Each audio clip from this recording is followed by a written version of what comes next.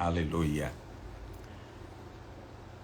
Glória a Deus. Estamos entrando ao vivo para a nossa segunda live de hoje. Glória a Deus. Estamos muito animados.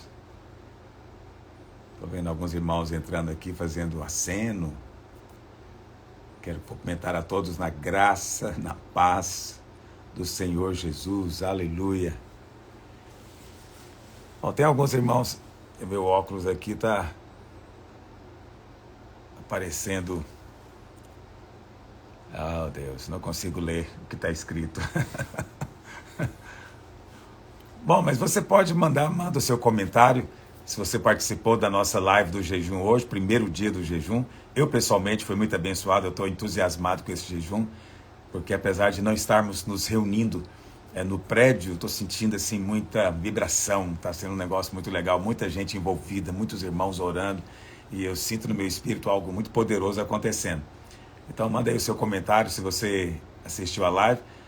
Também respondi perguntas ontem. Aliás, eu comecei a responder pergunta no sábado, se não me engano.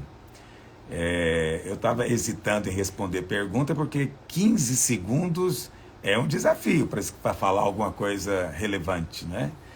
Mas depois que eu aceitei o desafio, percebi que você consegue falar muita coisa em 15 segundos. Impressionante.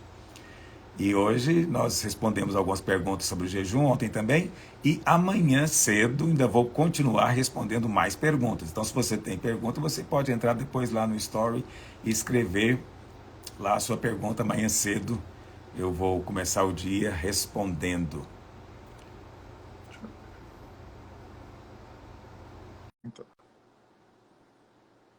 Vamos aguardar o nosso convidado entrar online conosco. Pastor J.B. Carvalho, de Brasília, Comunidade das Nações. Olá, querido irmão, que alegria poder falar com você hoje. Como vai? Tudo bem, pastor Aloísio? Alegria falar com você também. Graças a Deus, estamos muito bem.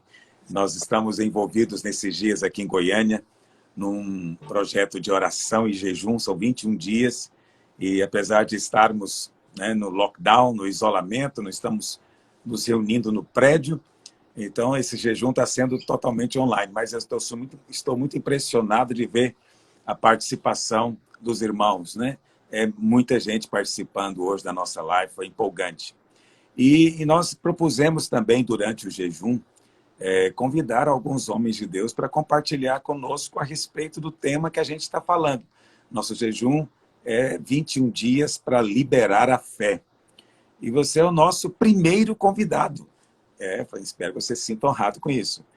E nós gostaríamos queremos ouvir a sua experiência, o seu ministério, que eu sei tem causado e produzido muito impacto em Brasília e no resto do país. Mas antes disso, eu queria que você se apresentasse para os nossos seguidores, pode ser que algum deles não te conheça, para saber de quem se trata. Pastor J.B. Carvalho, professor, escritor, conferencista, palestrante. Enfim, eu estou aqui em Brasília, sou pastor da Comunidade das Nações, estamos em alguns estados e também fora do Brasil, estamos em Portugal, estamos nos Estados Unidos, enfim. E estamos tentando aqui servir a Deus, dando o nosso melhor, nesse momento tão difícil, tão atribulado para todo mundo. Debaixo do céu desse país nós estamos vivendo sob uma opressão, né? E estamos rompendo sobre a escuridão. Acreditamos no livro de Isaías 60, que fala que a luz vai brilhar, desponte e resplandece, porque vem a tua luz, a glória do Senhor está nascendo sobre ti, as trevas cobrem a terra, mas sobre ti está nascendo a glória do Senhor. E Amém. Eu sou pastor há 26 anos, pastor Luiz, aqui em Brasília, e fundei a Comunidade das Nações há 18 anos. Então, a primeira vez que eu te encontrei já tem, então, 18 ou 19 anos, porque na altura que eu te conheci, ainda você não tinha começado ainda a comunidade. Naquela altura nós dois tínhamos cabelo, aleluia. Nós tínhamos nos encontrado um pouquinho antes, algumas vezes também. Eu acho que a videira deve ter aí uns 20 e poucos anos, uns 22, 23 anos, não sei. 21 anos. A videira tem 21 anos. 21 Glória a anos. Deus. Então, Então, mas é você, isso. então você tocou nessa questão da pandemia, né? Não tem jeito da gente realmente conversar sem tocar nesse assunto. Qual que é a sua visão profética desse momento? Você enxerga nessa Eu, pandemia algum marco espiritual? eu não sei se alguém previu isso que você ficou sabendo. É incrível que eu não vi nenhum profeta dizer que iríamos passar por algo assim, tão singular em nossa geração. Eu, de fato, estou com aquela palavra de Eliseu na morte do filho da Sunamita. O Senhor me encobriu, né? O Senhor nos encobriu, porque eu não vi ninguém, de fato, falar de maneira específica. Eu vi algumas coisas muito gerais e inespecíficas. E a minha visão disso tudo é que existe uma plataforma sendo criada para um avivamento, né? Como você disse, o Amém. povo está com fome, o povo está aí atrás de... Eu acho que é Amós que diz que os homens caminharão de mar a mar atrás da palavra de Deus, haverá uma fome sobre o espiritual, sobre o sagrado, sobre o transcendente. E hoje as pessoas estão atrás de respostas, pastor Luiz, elas estão realmente atrás, elas têm fome, e um pedaço de pão numa mesa para quem está faminto é um grande banquete. Então as pessoas realmente estão com fome e eu acredito que depois disso tudo que a gente está vivendo, nós vamos ter um tempo de um derramado do Espírito Santo muito, muito diferente de tudo aquilo que a gente viveu até hoje. Amém. Glória a Deus. Mas você enxerga nessa pandemia um sinal dos tempos, um sinal do apocalipse, a proximidade da volta do Senhor? Pastor Luiz, a história se repete em padrões, né? Se a gente for verificar a previsão de Jesus no primeiro século sobre fomes, guerras, pestes, terremotos, falsos cristos, ela era aquilo que foi descrito como o início das dores, né? Então nós começamos a ver isso já na geração de Jesus, né? No ano 70, na nossa era, houve a invasão do general Tito, todo mundo conhece um pouco dessa história. E nesses 2000 anos de história, nós tivemos muito disso que foi previsto por Jesus. Obviamente que essa pandemia é um pouco singular dentro de alguns aspectos, porque nós vivemos num mundo interconectado, né? Pela tecnologia. Mas, obviamente, que também ela reproduz, repete alguma coisa que nós já vivemos no passado e nós sabemos como termina pela repetição do padrão. Mas Jesus está voltando, sim. Eu acredito que ele virá. Como do Oriente ao Ocidente, o Filho do Homem será visto nos céus e com poder e grande glória ele se manifestará e todo aquele... até quantos o transpassaram verão. Você falou que nem um profeta predisse, mas você sabe que no Fórum Econômico Internacional, lá na Suíça, eles previram que algo deveria acontecer por esse tempo. Então, em 2017, eles lançaram um documento naquela altura, e o próprio Bill Gates deu uma palestra falando a respeito dos perigos que o mundo iria enfrentar, e o primeiro perigo, o mais iminente, o mais sério, ele mesmo disse, seria uma epidemia, uma praga como essa, né? Um vírus. Então, é muito interessante que não foi ninguém, vamos dizer, dentro da igreja que previu. É mais ou menos como os magos nos dias de Jesus, né? Os magos não eram de Israel e viram um sinal no céu. E eles sabiam o significado, né? Enquanto os mestres da lei, que conheciam a Bíblia, não viram coisa alguma, né? Então, eu penso que está acontecendo algo, isso é irônico, né? É semelhante. Sem apelar para as teorias de conspiração, parece muito uma profecia autorrealizável, né? Eu tenho conversado com muita gente. Bom, isso aí você está dizendo.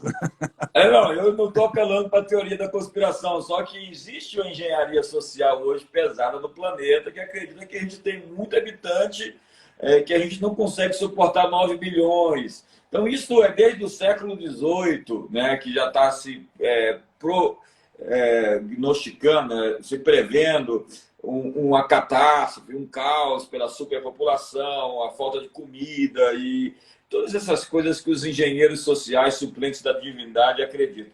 O aborto, a esterilização em massa, todos esses são expedientes para tentar impedir esse caos. Alguns que querem se colocar no lugar de Deus. De fato, isso existe.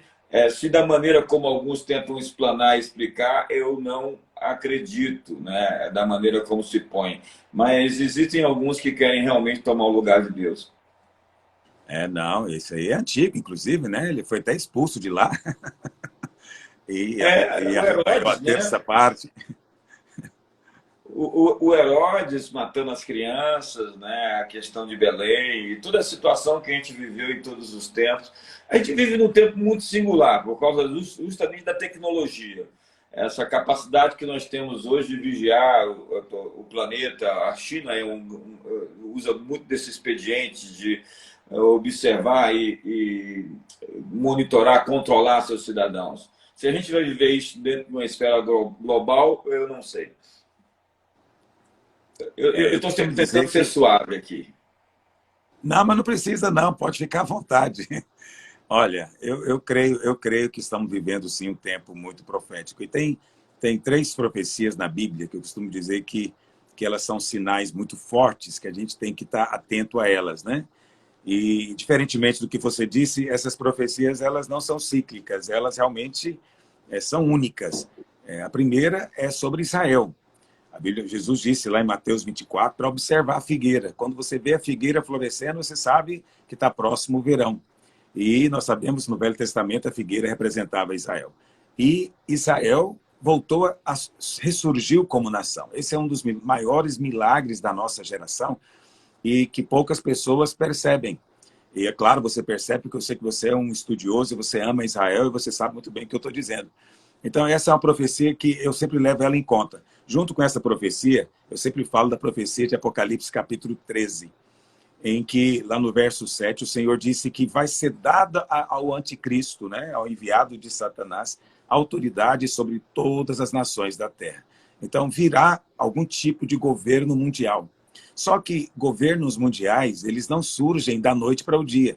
Não tem algo parecido assim. Amanhã saiu no jornal dizendo começamos um governo mundial. Então, essas coisas elas vão sendo produzidas aos poucos, né? Existe todo um preparo da mentalidade das pessoas e para elas se acostumarem com a ideia de que realmente um governo mundial vai nos proteger, né, de novas pandemias, vai nos proteger de guerras, quer dizer, uma série de promessas que eu pessoalmente acho que são todas demoníacas. Então, eu penso que esse processo já começou, como você mesmo disse, existe sim uma elite mundial que está trabalhando nessa direção. Aí nós não somos conspiracionistas, nós somos pastores, né? Então, nós sabemos que por detrás de tudo isso tem uma mente, e é a mente de Satanás, o mundo jaz no maligno, né? Então, a mente de Satanás está por detrás programando isso. Deus permite. E nós sabemos que virá esse tempo, né? Não sei se vai ser breve, mas eu creio que a pandemia está cooperando para isso. Hoje as pessoas falam a respeito de algo pan-internacional, né, de maneira muito mais tranquila. E a terceira profecia que eu sempre levo em conta é que Jesus disse que esse evangelho do reino será pregado a todas as nações, então virá o fim. Isso também não é algo que acontece da noite para o dia, não é? Mas é algo que nós vemos cada vez mais acontecendo, justamente por causa da tecnologia, né? É a tecnologia que vai permitir esse governo mundial, porque vai ser uma ditadura baseada realmente no controle, né, da informação pela tecnologia, mas também a tecnologia nos permite levar o evangelho mais longe, para mais pessoas. Então, nós estamos até cooperando para o cumprimento dessa profecia, algo que ainda não aconteceu. Então, essas profecias, elas são de fato poderosas, e eu penso que há muitos sinais ao nosso derredor sinalizando isso. O que você acha disso? Então, eu quero te dar também 3 palavras bíblicas sobre essa questão do fim dos tempos. Quero dar para as pessoas que estão nos assistindo. Enfim, a primeira delas é uma profecia de Abacuque, que se repete em Isaías, que fala que toda a terra será cheia do conhecimento da glória do Senhor, como as águas cobrem o mar. Então a gente tem uma expectativa de uma invasão de Deus no mundo, né? A ideia de que Deus ele quer se manifestar e quer ser conhecido. A segunda delas está em Atos capítulo 3, que fala que os céus o retém Jesus, até o tempo da restauração de todas as coisas. né? Está falando de um tempo onde todas as coisas serão restauradas, colocadas em perspectiva. E a terceira delas eu citei bem no início, logo da nossa conversa, quando nós estávamos ainda esquentando aqui, que é Isaías capítulo 60, que diz: dispõe-te e resplandece, porque vem a tua luz, a glória do Senhor está nascendo sobre ti. Os reis caminharão para a luz que te nasceu, as tuas portas estarão abertas continuamente. Eu acredito em Israel como um grande sinal, acredito na profecia, né, do que você descreveu como uma maior evidência terrena, né, física, tangível e palpável, de uma profecia que aconteceu contra todas as evidências, as possibilidades. Israel surgiu como uma nação de uma maneira muito extraordinária, é um grande milagre de Deus na Terra.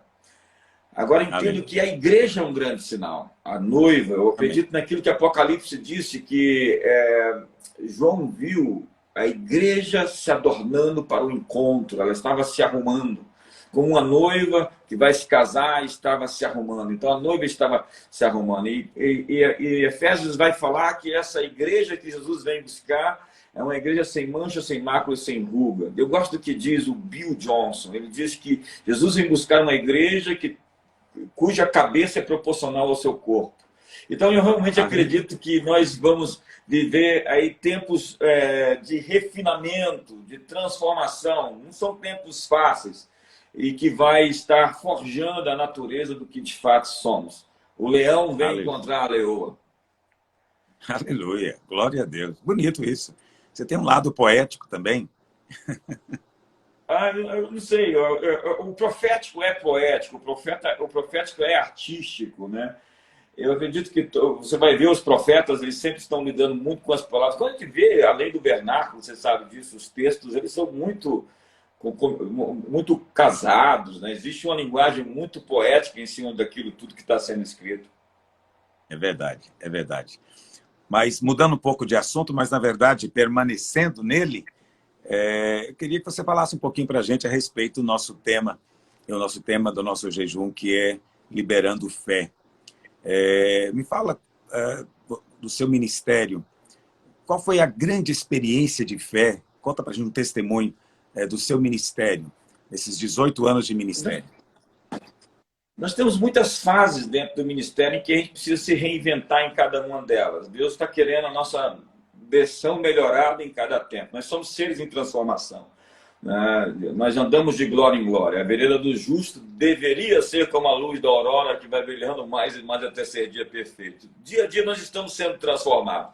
Nós estamos crescendo, amadurecendo, desenvolvendo os nossos dons e habilidades, ou nós estamos paralisados, né, engessados, empacados dentro de um processo que não se modifica. E nesses 18 anos, nós passamos por poucas e boas, por testes, por provas. Imagina. Fomos testados justamente nas nossas motivações. A motivação é aquilo que te motiva à ação. E minha esposa teve câncer em 2003. Foi um momento difícil para nós. E minha esposa, ela, de certa forma, grande parte de tudo que a gente faz, né? As pessoas que estão mais perto sabem que muito do que acontece se deve a ela. Ela realmente é um trator para trabalhar, ela é um rolo compressor e faz tudo, né? Ela põe a mão na massa. E aquele momento foi um momento muito crítico na nossa história. E nós atravessamos aquilo. Ela fez um tratamento de quimioterapia e ficou infértil, ela ficou estéril, porque ela entrou em menopausa química. E nós não tínhamos filhos ainda, pastor Aloysio, nós não tínhamos tido ainda filhos. E eu e ela oramos, falamos: Deus, se é isso que o Senhor tem para nós estamos prontos para poder viver a tua vontade. Estamos aqui aceitando aquilo que o Senhor tem para nós. E contra tudo, contra todos, contra as possibilidades, contra a dificuldade dela ficar grávida, aparece a Chara, em 2006. Né?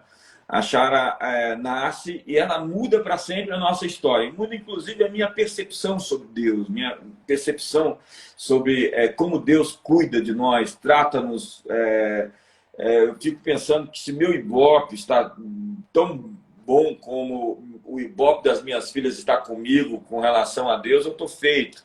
Eu tenho uma experiência de enxergar a divindade, a paternidade de Deus de uma outra perspectiva. E a igreja, com isso, ela também ganha uma encorpadura diferente. E nós já estávamos estudando sobre a política do filho único, né? A ideia de como ter uma rainhazinha, uma princesa, sendo o centro das atenções de uma casa, de um casal, que ali teria que dedicar e focar seus esforços sobre ela. E a gente estava lendo, estávamos procurando saber como é que era isso, perguntando aos amigos que tinham filhos únicos, como é que é essa história de ter um filho único, uma filha única. Quando nós fomos para os Estados Unidos e voltando, a Diz estava tendo muitas dores parecidas com aquela que ela teve do câncer do intestino.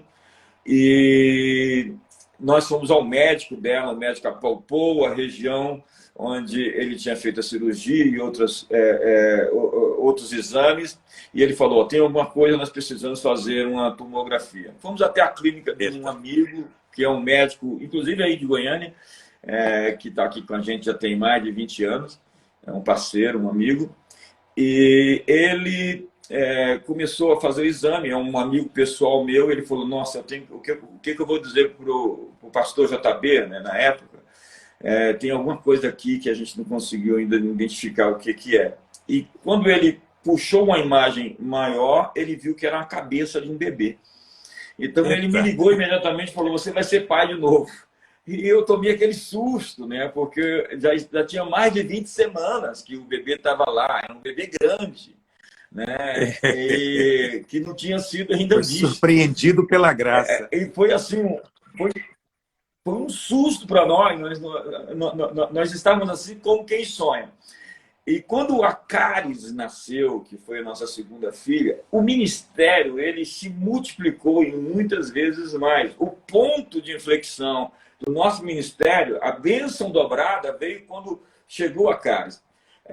A igreja cresceu de maneira muito mais sustentável e ela, na verdade, explodiu de tamanho. Ela cresceu muitas vezes mais do que era nesse período. Foi como que Deus dissesse para nós, vocês se contentaram da maneira como vocês estavam, vocês ficaram felizes, vocês foram gratos. Então eu lhes dei a Chara. A Chara é o suficiente para vocês. Eu dizia, Deus, para mim a Chara é o bastante, nós somos felizes com ela. Mas Deus não tem só o bastante para nós, Deus tem o mais que o bastante. Ele transbordou o nosso cálice, ele nos deu mais do que nós merecemos. Ele é El Shaddai, ele é o criador dos quasares, das supernovas, dos buracos negros. É um Deus assim vasto, amplo, é um Deus que faz transbordar o nosso cálice. E quando a cálice chegou, a nossa vida ganhou um novo significado. Então, para nós, filhos sempre trazem uma nova estação. Filhos não vêm sozinhos. Filhos trazem consigo promessas, filhos trazem consigo anjos. Então, você que está assistindo aí, espero que você tenha muitos filhos ainda. Aleluia. Pastor JB, percebi que os nomes, né, das suas filhas, eles são nomes do grego. Bom, Caris eu sei que é graça. Chara, o que é Chara? Chara é o fruto do Espírito. Eu estava saindo de Israel, vindo para... Você sabe como é que a saída de Israel é sempre um pouquinho tumultuada, de acordo com o momento que eles estão passando. Então, o agente me perguntou, como é o nome das suas filhas? Chara e Caris. Da onde vêm essas palavras? De que idioma? Eu falei, do grego. Ele da Bíblia. Gálatas 5, verso, acho que 22. O fruto do Espírito é amor, que é ágape, e chara, que é alegria. Alegria seria aí, na verdade, mais que alegria, é um prazer intenso. A raiz da palavra é eucharistia, né? É uma alegria que te faz pular. É alguma coisa nesse sentido. Isso é a Chara. A Caris é a graça, é a expressão do favor. Aleluia. Os nomes das suas filhas são surpreendentemente bonitos, hein? Parabéns. Eles, por si só, são uma mensagem, né? É muito bom quando você tem um nome que já é um pretexto para pregar o evangelho, né? Porque qualquer um que ouve pergunta, mas de onde é que veio o seu nome? Aí elas vão ter a chance de pregar o evangelho. Você já deu para elas um nome que é uma chave espiritual. Esse é um grande privilégio. Aleluia. Que bênção. Pastor JB, se você Incrível, fosse incrível. definir o seu ministério, o Ministério da Comunidade das Nações, como é que você define? Qual que é a sua ênfase? Qual a ênfase de vocês? Como vocês edificam a obra? Explica para a gente. Fala um pouco disso. Eu chamaria de desenvolvimento pessoal, desenvolvimento de pessoas. Tá? Eu acredito que nós temos que ter uma igreja grande, sim, mas temos que ter uma igreja grande com grandes pessoas. E para nós, esse grande desafio de ter o potencial das pessoas explorado, né? Eu acompanhei o Miles Monroe por 25 anos, você conhece bem ele, e ele foi um amigo pessoal nos últimos 4 anos, que andou perto na minha mesa. E ele falava muito sobre essa questão do potencial, né? O poder de uma semente. Dentro da semente tem uma floresta, dentro da semente de peixe tem um cardume, dentro do homem tem uma nação. E a palavra desenvolver me chama muita atenção, que é como se você tivesse que tirar alguns invólucros, algumas barreiras, desfazer alguns nós, para que o seu verdadeiro eu pudesse se manifestar, né? Porque por vezes você está preso. O pecado é uma coisa que te prende dentro de você mesmo, que te resiste à expressão da sua natureza, daquilo que você foi feito como uma nova criação. Eu gosto do que diz o Jim Hall: sucesso é algo que você atrai pela pessoa que você se torna. Então, a maior obra da sua vida é se tornar, é se transformar, né? E isso é o que Paulo diz: meus filhos, por quem eu sofro as dores de parto, até que Cristo seja formado em vós. Então, a grande chamada nossa é desenvolver pessoas, é desafiá-las a alcançar o seu potencial, é esticá-las de maneira que elas possam se tornar quem foram feitas para ser. Na versão aí do que o pessoal diz, né? Hoje já se tornou até um jargão, a sua melhor versão de si mesmo, ou como diz a Caroline Leaf, a neurocientista, o seu perfeito você. Deus te fez para ser alguém e você precisa se desenvolver para se tornar essa pessoa. Não é uma coisa simplesmente automática. Nos processos de lutas, de batalhas, de treinamentos, de tentações, você vai se tornando, né? Existem muitas histórias que nós poderíamos contar sobre isso, e essa é uma grande máxima na minha vida. Nós fomos chamados para desenvolver pessoas, é assim que eu me sinto. Desenvolver pessoas. Fascinante isso.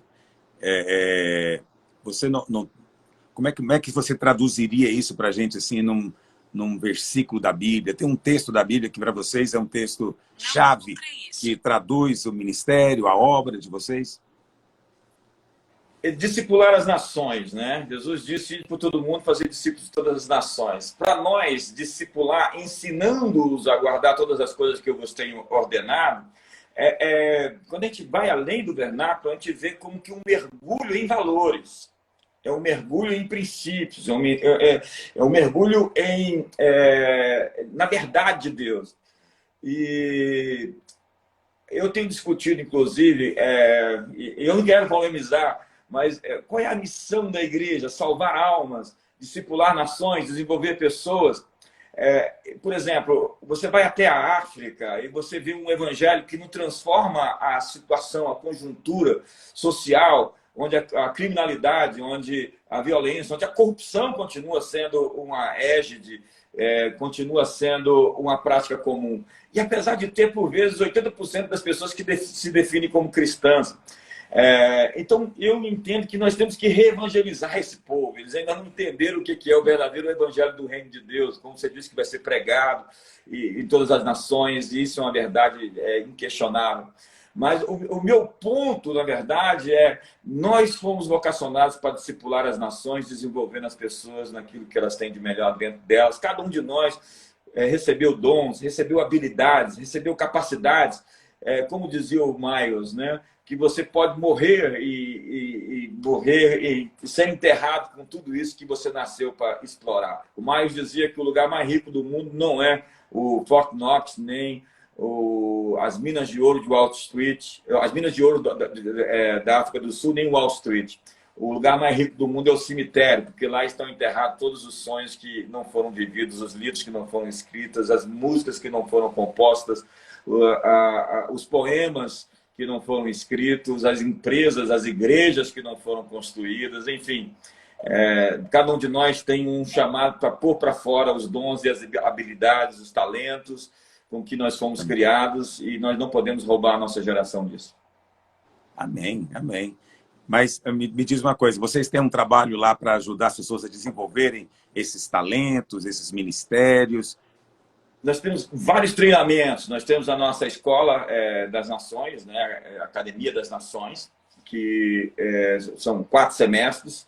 Além dos cursos que nós temos vários cursos. Nós temos muitos livros. Eu sou dono de uma editora, que é a Editora Chara. Nós publicamos muitos livros, que são os livros que eu gostaria de ler e eu tive a oportunidade de traduzir para servir as pessoas o pão que eu gostaria de comer, e eu tive a oportunidade de traduzir para poder colocar na mesa das pessoas. Então, a minha editora serve isso. Nasceu com essa visão. Eu quero fazer conhecido uma mensagem. Essa mensagem merece ser divulgada. Então, eu traduzia os livros e publicava. E, com isso, o dinheiro seguiu a reboque. O dinheiro só vem seguindo o seu sonho. Siga o seu sonho, o dinheiro vem atrás de você. É verdade. Então, você tem esses cursos, você também trabalha com células, grupos pequenos, grupos de interesse? Sim. Nós não somos uma igreja em célula, porque nós temos muitas reuniões, nós temos reuniões todo o tempo, né? Agora, não entanto, por conta desse momento. Mas nós temos grupos pequenos, nós temos grupos de casais, que dá muito certo no nosso meio, esses grupos de casais. E também temos grupos específicos dentro de esferas. Seriam aí, antigamente, eu acho que as comunidades chamavam grupo por afinidade, alguma coisa nesse sentido. E nós temos esses grupos de advogados, grupos de médicos, etc. Que bacana. Pastor, foi muito bom conversar com você, saber o que Deus está fazendo através de você. Você tem sido, de fato, um canal para abençoar muitas pessoas, muitas vidas. E o nosso desejo é que a Igreja, a Comunidade das Nações, possa realmente transbordar para as nações todas. Que você possa levar esse evangelho que faz diferença, que muda a condição social, né, que altera os índices sociais daquele lugar. Que o Senhor te dê sabedoria para treinar líderes que possam suceder você e expandir o seu ministério, para que ele tenha um alcance ainda maior.